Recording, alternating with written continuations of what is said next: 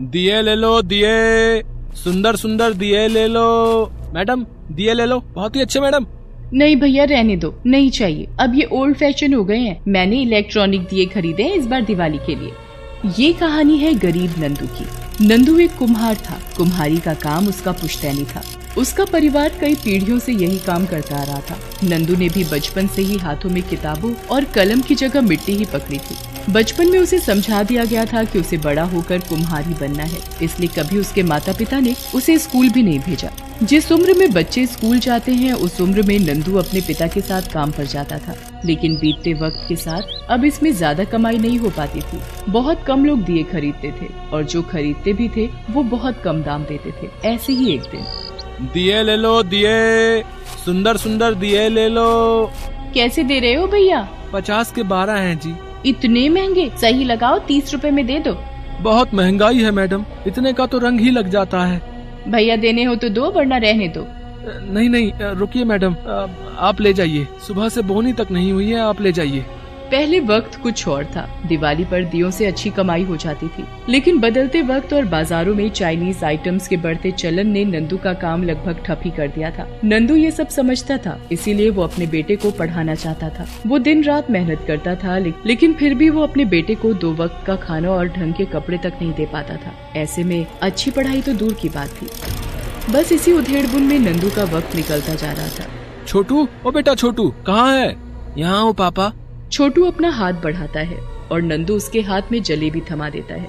छोटू को जलेबी बहुत पसंद थी, इसलिए जिस दिन भी नंदू की कमाई ठीक ठाक होती, वो काम से आते वक्त उसके लिए जलेबी लेकर आता था। और छोटू भी जलेबी खाकर ऐसे खुश होता जैसे उसे दुनिया की सारी दौलत मिल गई हो। दिवाली का त्योहार आने वाला था और नंदू अच्छी कमाई की उम्मीद में खूब सारे दिए बनाने में लगा था। एक दिन नंदू पड़ोसी दुकान वाले से, भैया बाजार में भीड़ तो है, लेकिन कोई दिए लेने क्यों नहीं आ रहा? अरे ये जगमग जगमग लाइटें जो आ गई हैं मार्केट में, और बिजली से जलने वाले दिए भी तो हैं। वो देखो, अब कोई खरीदना नहीं चाहता भैया मिट्टी के दिए। नंदू उदास हो जाता है। बाजार में खड़े रहकर नंदू के दिए नहीं बिकते तो वो घर घर जाकर दिए बेचने का फैसला करता है। दिए ले लो, दिए सुंदर सुंदर दिए। तभी एक बड़े से घर से एक मोटा सेठ बाहर निकल कर आता है और उससे कहता है, अरे ओ दिए वाले, जरा इधर तो आ, कैसे दिए रहा है दिए? 50 रुपए के 12 हैं जी। दिमाग खराब है तेरा? इतने महंगे दाम में बेचेगा तो कौन खरीदेगा तेरे ये मिट्टी के दिए? सेठ जी, महंगाई भी तो देखिए ना, बड़ी मेहनत लगती है दिए बनाने में। आप तो कितने बड़े आदमी हो, खरीद लो ना। चल दफा हो यहाँ से, वैसे भी आजकल कोई नहीं खरीदता ये दिए, अब तो चाइनीज लाइट का जमाना है। नहीं नहीं सेठ जी, दिवाली रोशनी का त्योहार है और असली रोशनी तो इन दियों से ही होती है। राम जी जब अयोध्या आए थे तो दिए ही तो जलाए थे सबने। सच तो ये है कि इन दियों के बिना दिवाली अधूरी है सेठ जी। मुझे ज्यादा ज्ञान मत दे, अपना कबाड़ उठा और चलता बन। इतने में तो मैं लाइट ले आऊंगा, न तेल का झंझट न बत्ती का। सेठ की बातें नंदू को बहुत बुरी लगती हैं, लेकिन वो कहता भी तो क्या। कहीं न कहीं सेठ की बात सच भी थी। लोग अब दिए खरीदना ही नहीं चाहते थे। तभी नंदू को याद आता है कि छोटू को स्कूल से लाने का वक्त हो गया है। नंदू फटाफट अपनी साइकिल छोटू के स्कूल की तरफ मोड़ देता है। क्या पापा, 15 मिनट से खड़ा हूँ, इतनी देर क्यों लगा दी? माफ कर दे बेटा, आगे से ऐसा नहीं होगा। नंदू छोटू को साइकिल पर बिठाकर घर की तरफ चल पड़ता है। तभी रास्ते में एक पटाखों की दुकान पर छोटू की नजर टिक जाती है। वो नंदू से कहता है, पापा साइकिल थोड़ा धीरे करो। नंदू साइकिल रोक लेता है। छोटू दुकान में रखी पटाखे वाली बड़ी सी पिस्तौल को बड़े ध्यान से देखने लगता है। फिर नंदू उससे पूछता है, क्या हुआ बेटा? कुछ नहीं पापा, चलो घर चलो।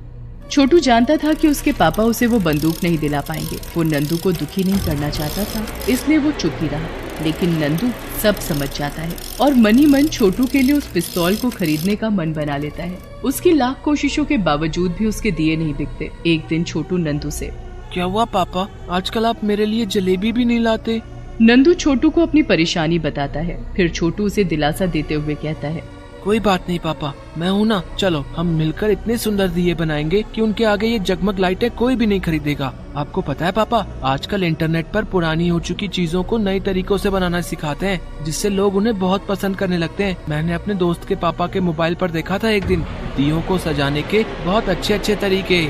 छोटू नए तरह के कई दियों के डिजाइन कागज पर बनाकर नंदू को दिखाता है। नंदू को वो सब बहुत अच्छे लगते हैं। फिर वो हूबहू वैसे ही डिजाइन के दिए मिट्टी से बनाता है और उन्हें खूब अच्छे से सजाता भी है। अब नंदू के दिए बहुत खास थे। वो मिट्टी के ही थे पर देखने में बिल्कुल अलग थे। लोगों को वो दिए पसंद आने लगे और धीरे धीरे नंदू के दिए बिकने भी लगे। पूरे गाँव में इतने सुंदर दिए लोगों ने पहली बार देखे थे। छोटू हर रोज नए नए डिजाइन कागज पर बनाता और नंदू हूबहू वैसे ही मिट्टी के दिए बनाकर बेचने लगा। धीरे धीरे नंदू के डिजाइनर दिए खूब मशहूर होने लगे और खूब बिकने लगे। फिर एक दिन एक अमीर सेठ बाजार में आता है और एक दुकान वाले से पूछता है, अरे भैया, वो नंदू दिए वाला कहाँ बैठता है? अरे वही जो डिजाइनर दिए बनाता है। अब सेठ जी, यहाँ से सीधे जाइए। सेठ नंदू को देखते ही पहचान लेता है, क्योंकि ये वही सेठ था जिसने कुछ दिन पहले नंदू की बेइज्जती की थी। अरे तू यहाँ काम करता है? जा अपने मालिक नंदू को बुला कर ला। मैं ही नंदू हूँ सेठ जी। तू ही नंदू है क्या, जो डिजाइनर बनाता है? हाँ सेठ जी, मैं ही हूँ। नंदू, मुझे माफ कर दे, मैंने तेरी कला का अपमान किया। मुझे नहीं पता था कि तू इतना अच्छा कारीगर है। कोई बात नहीं सेठ जी। अच्छा ये बताइए, आज तो दिए खरीदेंगे ना? हाँ, मैं उन्हें खरीदने ही तो आया हूँ। बड़ा नाम सुना है तुम्हारा। एक बात बताओ, यहाँ फुटपाथ पर दिए बेचने से अच्छा क्या तुम मेरे लिए दिए बनाओगे? उन्हें अच्छे दामों पर बिकवाने की जिम्मेदारी मेरी। आप सच कह रहे हैं सेठ जी? जरूर बनाऊंगा मैं। सेठ नंदू को कुछ एडवांस पैसे देकर वहाँ से चला जाता है। नंदू बहुत खुश था। वो सबसे पहले जाकर अपने बेटे छोटू के लिए वो पटाखे वाली पिस्तौल खरीद लेता है। फिर अपने साथ खूब सारी जलेबी लेकर घर पहुँचता है। छोटू जल्दी आ बेटा, देख मैं तेरे लिए क्या लाया हूँ। क्या लाए हो पापा? यही चाहिए थे ना तुझे। आपको कैसे पता चला पापा? पापा हूँ तेरा, पता कैसे नहीं चलता। छोटू खुश होकर नंदू के गले लग जाता है। फिर नंदू छोटू को सेठ के लिए काम करने के बारे में बताता है। छोटू भी नए नए डिजाइन तैयार करने में लग जाता है। नंदू मन लगाकर सेठ के लिए खूब सुंदर सुंदर दिए बनाता है, जो खूब बिकते भी हैं। नंदू के दियों की वजह से सेठ को भी खूब मुनाफा होता है और वो भी नंदू को उसके काम के लिए अच्छे पैसे देता है। जल्दी ही दिवाली का दिन भी आ जाता है। इस बार नंदू की दिवाली वाकई खास थी। वो अपने पूरे घर को अपने डिजाइनर दियों से सजाता है। फिर सेठ के घर को भी सजाता है और उससे कहता है, सेठ जी देखिए ना, इन दियों की रोशनी में जो बात है वो बिजली की लाइटों में कहाँ। सही कह रहे हो नंदू, ये दिवाली वाकई खास है। तुमने अपने हुनर से मेरे गुरूर को खत्म किया है। यही तो बुराई पर अच्छाई की जीत है। मुझे मेरे बर्ताव पर आज भी पछतावा है। मैं तुम्हारे लिए कुछ और भी करना चाहता हूँ नंदू। जी सेठ जी, नहीं, आप मेरे काम के मुझे अच्छे पैसे दे रहे हैं, इतना ही काफी है मेरे लिए। नहीं नंदू, तुम और तुम्हारा बेटा कमाल के हो। मैं एक नया बिजनेस शुरू करने की सोच रहा हूँ, दियों के साथ मिट्टी के डिजाइनर बर्तनों और सजावट के सामान का।